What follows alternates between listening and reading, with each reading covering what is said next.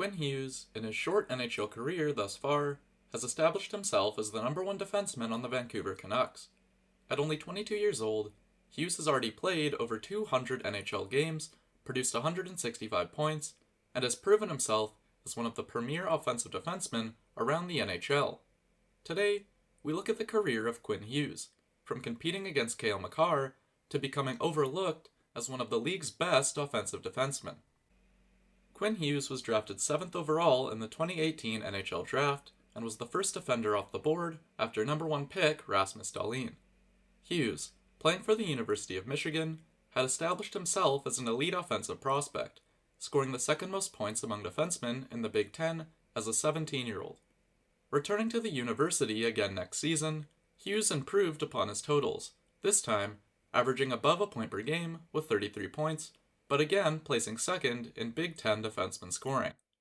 After the end of his season in university, Hughes made his NHL debut. Scoring 3 points in 5 games, it was clear Hughes was ready for the NHL, and expectations were high ahead of his breakout year. Hughes got off to a hot start, scoring 10 points in his first 12 NHL games. By his 25th game, Hughes had 21 points through 25 games. While Hughes' start was impressive, it wasn't the most impressive across the league. Fellow rookie defender Cale Makar had 4 more points in 1 less game. The battle for the Calder Trophy was set to be a close race. At the 41-game mark, Makar continued to lead the race, but Hughes was close behind, with the two having 32 and 30 points respectively. By the end of the season, Hughes had managed to outscore Makar. Hughes had 53 points, Makar had 50. However, Makar had scored at a better rate, because while Hughes had played 68 games, Makar had only played 57. Makar was the popular choice to win the Calder Trophy, and was later named as the official winner. While Makar won the Calder, that wasn't a discredit to Hughes. In fact, knowing now what Makar would go on to accomplish, it's a testament to how good his rookie year was that he kept up with such an incredible talent. The final tally for Quinn Hughes in his rookie year was 8 goals and 45 assists, all while averaging nearly 22 minutes at only 20 years old. But the season wasn't over yet, because the Canucks were now tasked with advancing past the qualifying round in the 2020 playoffs. In his first taste of playoff action, Quinn Hughes was the most important player on the ice. The Canucks beat the Wild in 4 games, as Hughes produced the most points on the team and averaged the most ice time. In the first round against the St. Louis Blues, Hughes' production slowed, but he was still the most important defenseman. He again averaged the most ice time on the team and provided 4 assists as the Canucks bounced the Blues in 6 games. The 2020 playoff run unfortunately came to an end against the Vegas Golden Knights in round 2, as they took out the Canucks in 7. But even still, Hughes was again incredibly valuable, no longer averaging the most ice time in this series, but still scoring the second most points on the team. Canucks fans couldn't have asked for much more than they got out of Hughes' first NHL season, and expectations were high ahead of his sophomore year. Hughes was now viewed as the team's top defenseman, a 21-year-old superstar who could lead his team back into the playoffs and push for further success. But, with his increased roles and increased minutes, some gaps in his game became evident, namely, his defensive play. Hughes was never the best defensively, but in his rookie year, he had managed just fine.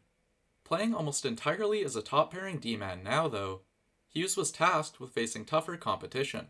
By the end of the year, he had been on the ice for more even-strength goals against than any other skater aside from Brent Burns, and had terrible defensive analytics, ranking bottom of the NHL in even-strength defensive wins above replacement. On the plus side, his offensive production was still there, if slightly less than his rookie year. Hughes finished the year with 3 goals and 38 assists, placing him 3rd in scoring on a struggling Canucks squad. After what could be considered a bit of a sophomore slump for Hughes, the lofty expectations many had set for him had been given a bit of a reality check. Hughes was still performing as the team's number 1 defenseman, but was no longer competing with the top young defensemen in the league like Adam Fox and Cale Makar.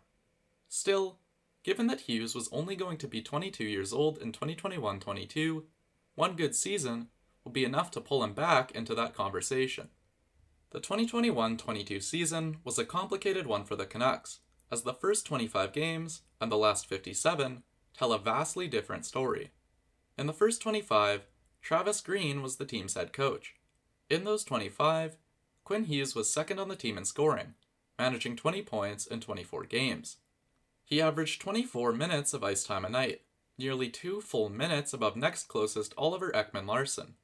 While Hughes looked fine on paper, the rest of the team struggled, and Green was replaced with Bruce Boudreau.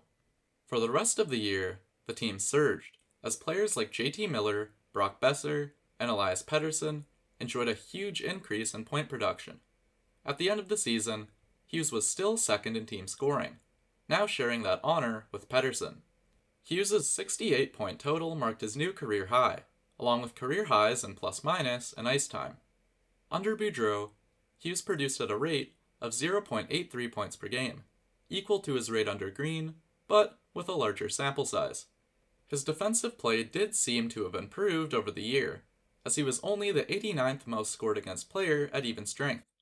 All in all, Hughes set new career highs in his third season and continued his elite offensive play, although his defense is still a work in progress. After a phenomenal rookie campaign, Quinn Hughes has trailed off of being one of the league's most talked about defensemen. A sophomore slump derailed the sky-high expectations lots of fans and analysts had for him. In the past year, he was overshadowed by players like Roman Josi and Cale Makar, both of whom enjoyed incredible individual success. Having participated in 4 separate NHL seasons already, it's easy to forget that Quinn Hughes is still only 22 years old and will only be 23 for most of the 2022-23 season. Every player develops at their own pace, but even if Hughes has reached his ceiling, he's still an incredibly talented scorer with general defensive capability. And if he hasn't reached his ceiling, then he could very well challenge for the league lead in defenseman scoring and maybe even win a Norris Trophy sometime in the near future.